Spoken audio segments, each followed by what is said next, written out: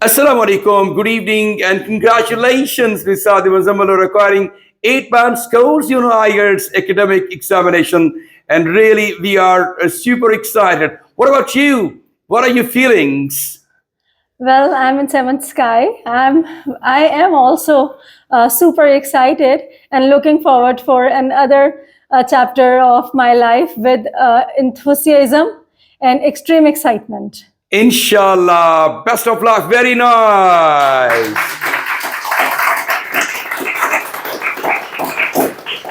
Sadia ji, would like to ask you about the journey of success in IELTS academic. You acquired 8 bands, तो इसके हवाले से कुछ हमें अपडेट करें. स्टूडेंट्स के लिए रिकॉर्ड किए हम कर रहे हैं आपकी वीडियो को. बताइए कि किस तरह से आपने ये 8 बैंड स्कोर्स अचीव किए हैं. क्या टिप्स हैं चारों मॉड्यूल्स के हवाले से जो आप स्टूडेंट्स को देना चाहेंगे? सबसे पहले हम स्पीकिंग से आगाज करते हैं जी. Well, I think speaking is like a module that continues from the day one you have thinking of doing IELTS, either academic or general, but ends when the day before you have appeared on your test. So it is the continuous process that is going side by side and needs lots and lots of practice. Alright, तो practice आप करते रहे हैं. और आपने कितने band scores आपके speaking में आए हैं? 8. 8 bands out of 9.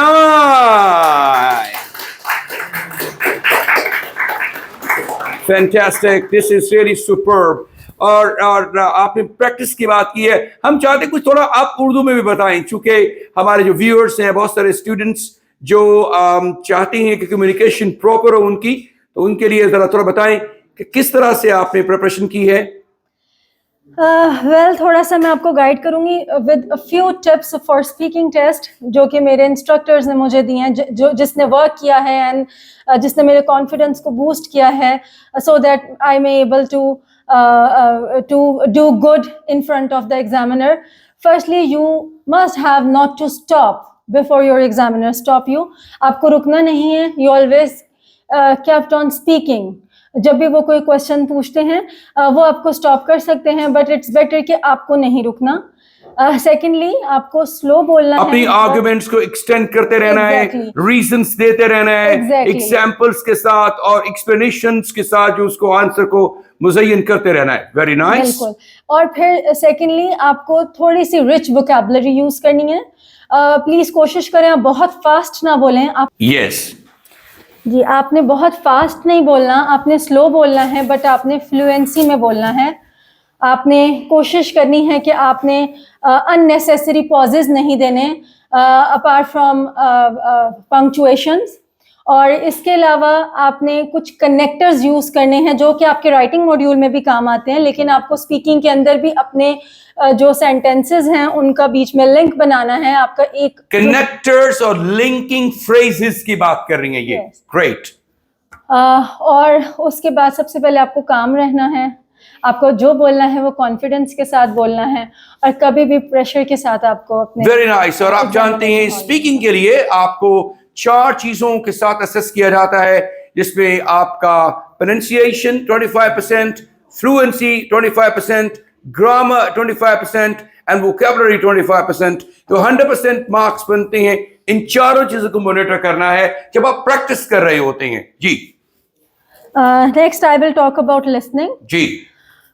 लिसनिंग का टेस्ट थोड़ा सा according to me थोड़ा सा difficult था because I was practicing from latest edition of IELTS academic books, but the speed that was actually in the test was lot more than from which I was practicing. So I got little confused, but somehow I tried to manage and I scored 7.5 in listening module.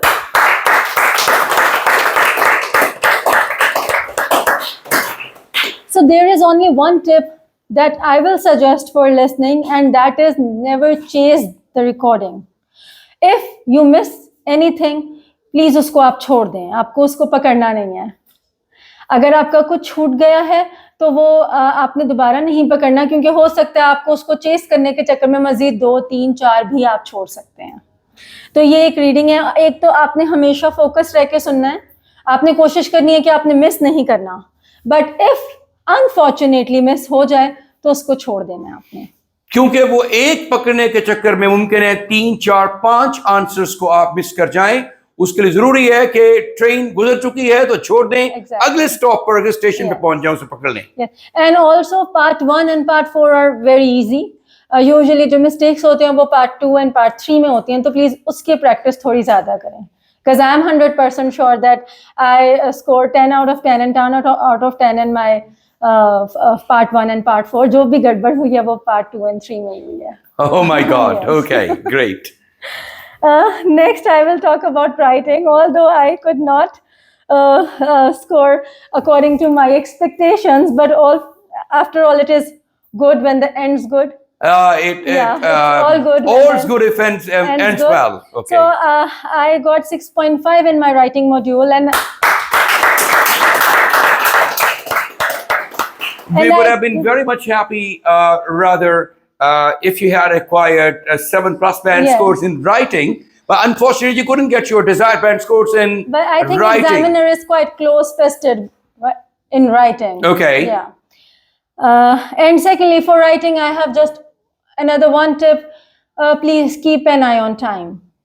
Yes, Just time keep management an eye, is yes. important in Very writing important. and in reading and in listening, because listening में तो चूंकि अब computer based test ज्यादा हो रहे हैं तो automatically आप उसके साथ चल रहे होते हैं। But in writing, because it comes to writing, because आपने पार्ट 1 और पार्ट 2, टास्क 1 और टास्क 2 दोनों करने होते हैं, उन दोनों को जस्टिफाई करने के लिए आपके पास टाइम होता है, वो 1 आवर है। 1 आवर में टास्क 1 20 मिनट्स में और 2 टास्क 2 जो है 40 मिनट्स में करना है, लेकिन उसके तमाम तर पैरामीटर्स को आपने फोकस करना है कि एग्जामिनर्स क्राइटेरियन ऑफ असेसमेंट क्या है, उसके अकॉर्डिंगली राइटिंग में परफॉर्म करना बहुत जरूरी है। और फिर रीडिंग के हवाले और से फिर सर राइटिंग के लिए एक और चीज जो मैं कहूंगी, actually after 3 hours of sitting in an examination centre आप टायर्ड भी होते हैं, तो आपको उस चीज को भी अपने ऊपर नहीं आने देना राइटिंग के लिए, क्योंकि ऐसे लिखते वक्त वो लास्ट पार्ट होता है आपके पूरे टेस्ट का, जिसको 4 घंटे लग जाते हैं एग्जामिनेशन हॉल में, from the time you entered and you hand over your phones and bags, उस वक्त से आपके निकलने तक ये तकरीबन 4 घंटे का टेस्ट है। You have to sit still on your table. So ये रीडिंग, ये जो राइटिंग का ऐसे ये लास्ट होता है और इसमें आप बहुत ज्यादा थक चुके होते हैं, आपका माइंड जो है वो सोचना छोड़ चुका होता है रीडिंग करने के बाद। तो राइटिंग में जब पास्ट 3rd आपका टेस्ट होता है, आप सिस्टमेटिकली अगर देखें सिक्वेंशियली, तो फर्स्ट सीक्वेंस में आपका लिसनिंग टेस्ट आएगा, फिर रीडिंग टेस्ट आता है और फिर राइटिंग आता है। जब राइटिंग आता है last part of the test होता है 3 टेस्ट की सीरीज में, स्पीकिंग तो इंडिपेंडेंट डे में आपका टेस्ट होता है, तो उसमें आप एग्जॉस्टेड होते हैं, टायर्ड होते हैं, तो इसलिए your mind stops working sometimes. तो उसके लिए आपने रीजुवेनेट करना है अपने आप को और रीविगर करना है ताकि आप अच्छा परफॉर्म कर सकें। Yes please. And I think I am a master of reading. तो रीडिंग के लिए जो है वो there are few tips I can give. First, I already told you कि प्लीज हर पैराग्राफ का 1 वर्ड समरी करें, जस्ट नॉट मोर देन 2 और 3 वर्ड्स, आपको एक हेडिंग पता होनी चाहिए। सेकेंडली, आपको रीडिंग को टाइम मैनेज करना है, you should not spend more than 20 minutes on each passage. उसके अलावा आपको अंडरस्टैंड करना है क्वेश्चंस को। एक हमारे पास एडवांटेज होता है रीडिंग के अंदर, जिसको समझ आ जाए उसके लिए, जो कि मुझे समझ आ गया, हर चीज सीक्वेंस के अंदर होती है। तो ये आपका 50% जो क्वेश्चन है वो आपको उसका आंसर का आइडिया हो जाएगा अगर वो सीक्वेंस में होगा। Step by step her passage के आंसर चलते हैं। अगर क्वेश्चन नंबर 1 का आंसर जो पैराग्राफ 1 में है, तो 101% क्वेश्चन नंबर 2 का आंसर पैराग्राफ 2 में ही होगा। ये सीक्वेंस तीनों पैसेजेस में चलता है। अगर फिर भी जिनको प्रॉब्लम होती है, इन ऑर्डर कहना ये चाहती हैं, क्वेश्चंस के आंसर इन ऑर्डर होते हैं, सीक्वेंस में चलते हैं। 2-3 क्वेश्चन टाइप्स ऐसे हैं जिसमें ऑर्डर फॉलो नहीं होता, अदरवाइज सारे क्वेश्चंस ऑर्डर में होते हैं। जैसे मैचिंग हेडिंग्स, ये ऑर्डर में नहीं हो सकता, और मैचिंग पैराग्राफ इंफॉर्मेशन, ये ऑर्डर में नहीं हो सकता।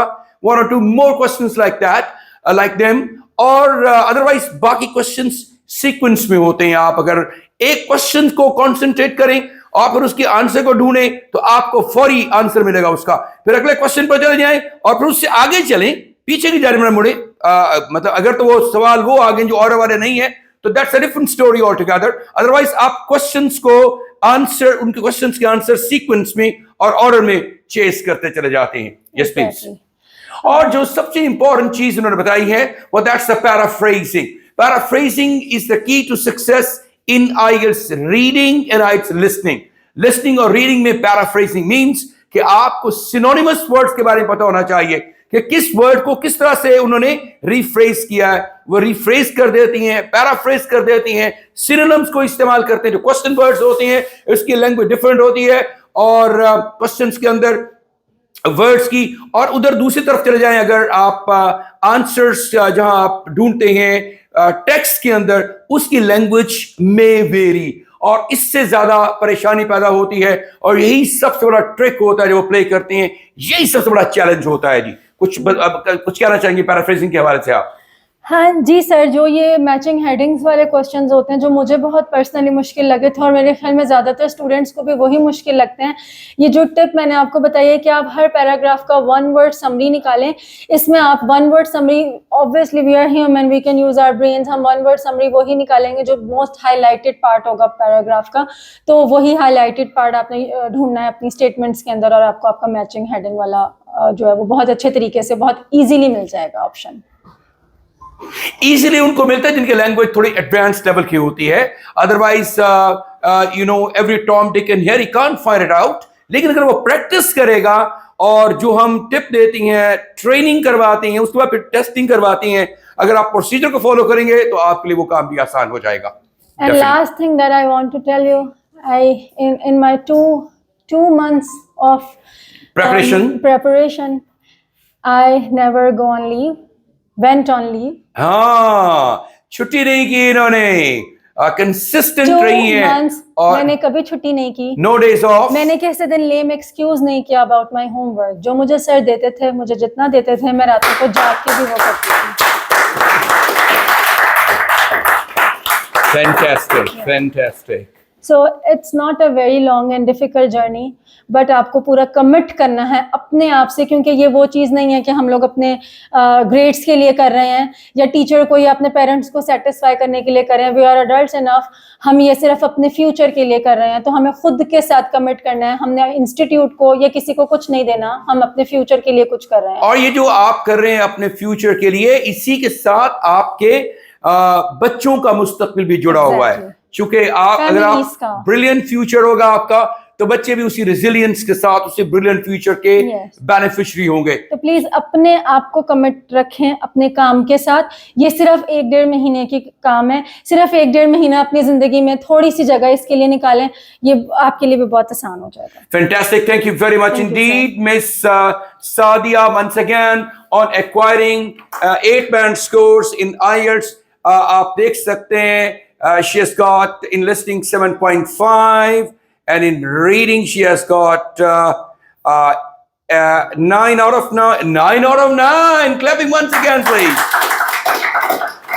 And in writing she has acquired lower than expectation 6.5, and in speaking she has got 8, and overall she has got 8 band scores, and the score level or CEFR level is actually C1. This is one of the best band scores. हमारे students की Q में जो 8 band scorers हैं उनकी Q में इजाफा हुआ है। अदरवाइज वो 2 students so far have also got 8.5 band scores. 7ers तो बेतहाशा हैं 7.5 वाले, but 8.5 वाले थोड़े बच्चे हैं। So you understand how important it could be for your career making. Wish you all the very best of luck, Miss Sadia. And inshallah you will have a brilliant future ahead. And thank you for giving such a wonderful result to the Genius Institute Lahore. And we are all thankful to you. A big round of applause for Miss Sadia, everybody.